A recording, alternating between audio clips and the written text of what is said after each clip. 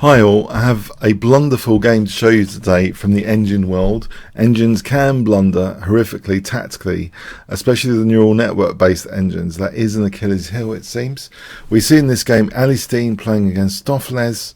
This is in TCEC season 16, round 31, 90 minutes with a 5-second time control. Let's have a look.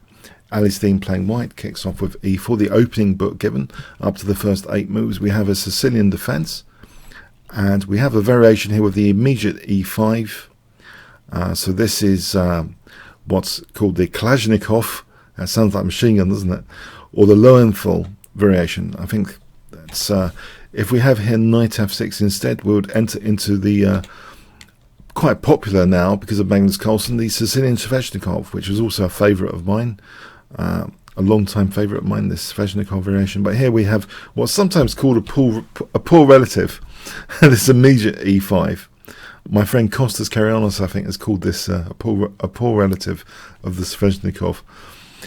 So after knight b5, a6, it seems by white getting that dark square bishop, black is having to rely on more dynamic factors in the position here after queen f6, queen d2 to play very energetically to try and compensate for white having the bishop here.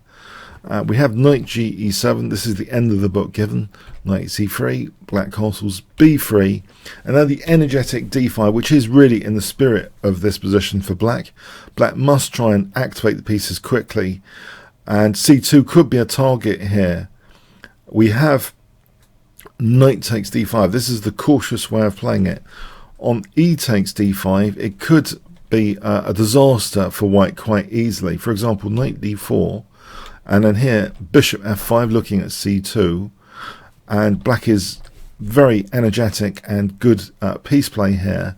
So say white calls knight takes d5. This is actually a very nice position for black indeed. So it requires great precision to play this, but knight takes d5 is the most accurate way, it seems, to neutralize some of black's piece activity. So forcing the knight exchange basically. Knight takes d5, e takes, knight d4, and it still seems black has a certain level of ferocity in the position with bishop f5 coming up. We have bishop b2, bishop f5, bishop d3, daring to play this, and this does seem to neutralize quite a lot of black's counterplay here. A very, very interesting move. It seems to be provoking e4. Now if the bishop moves back, there's all sorts of things that black could do, including, for example, knight f3 check to hit the bishop here. So this is a very tactical move from black, but a brilliant reaction here. I wonder if you can guess what white plays in this position. If I give you 5 seconds to pause the video, white play here. Okay, bishop takes e4, very, very calm. Piece sack. And now d4 is put under question with just casting queenside calmly. The knight's not going anywhere usefully now. Giving up on b3 doesn't really help black here. We have, instead of, also bishop takes d4 was also possible, by the way. This is also good. This position after bishop c3, it should be good for white as well. But this may be even stronger. So rook ac8, we have c4, and it looks as though white's playing with fire here. I know white's not actually playing with fire, white's playing with Stoofvlees, but actually with the casting queenside, normally you'd think this is mad. You know, black's got things like b5 surely. Black played bishop takes d5 here. If we look at b5 as another try, say queen takes check, this is fine for white. This is a good position for white, and look at that g file, it's dangerous for g7. So we have bishop takes d5, queen takes d4, queen takes, rook takes, and now a remarkable blunder move in this position. Guess what black plays? It's one of the worst moves on the board, and Stoofvlees, who qualified for the premium division, played this move. Outrageously bad blunder by engine standards, but we're in a new kind of era of engines, and the neural networks sometimes are a bit shaky tactically. So black to play. What wouldn't you play? If I give you 5 seconds. Okay. Bishop takes g2. Safer and its opposite colour bishops would be bishop e6. There's going to be a fight still in this position. White's got the advantage, but it's opposite coloured bishops. So that would probably be a lot more moves if one side was going to win that. If white was going to win that. But, you know, there's opportunities for blockade when it's opposite coloured bishops. But instead, we have a howler move. Bishop takes g2. So white to play here. What is the most accurate move here for white? If I give you 5 seconds here.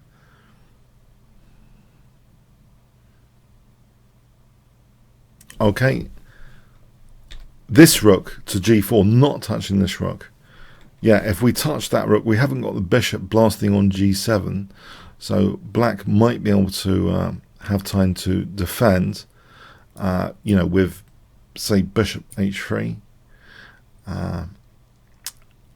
And, you know, put the bishop back and construct a defense here.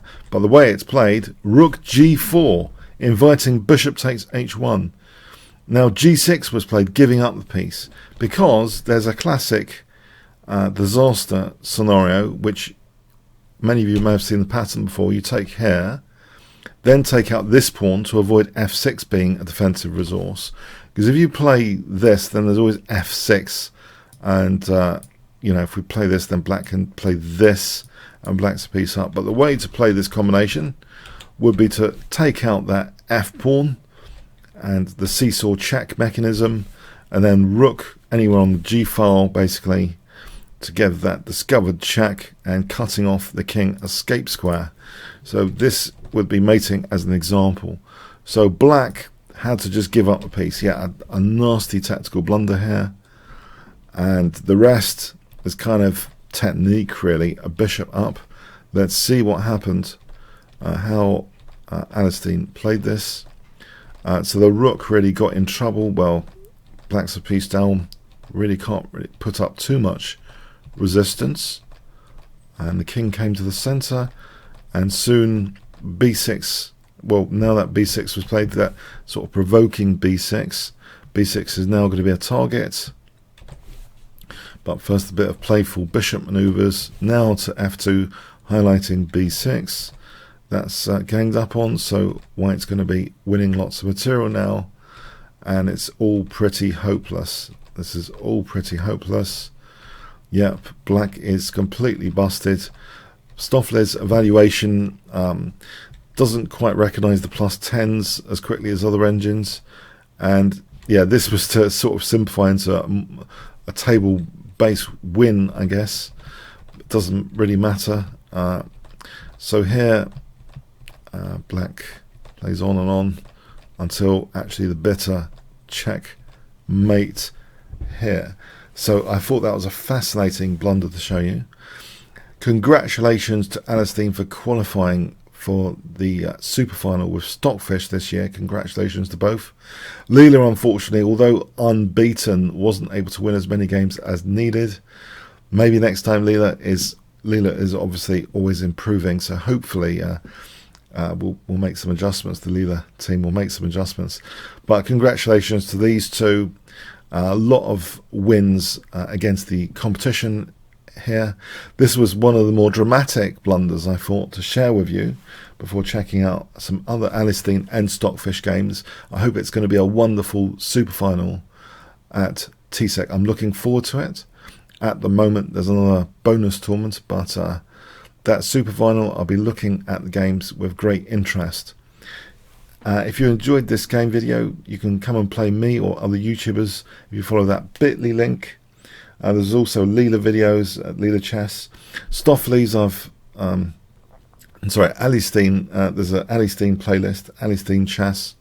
There's also Stockfish Chess if you change the bit.ly. And also classical players that would be like Kasparov Chess, Karpov Chess. You know, just surname in small letters, chess, basically. And you'll find a lot of my playlists like that.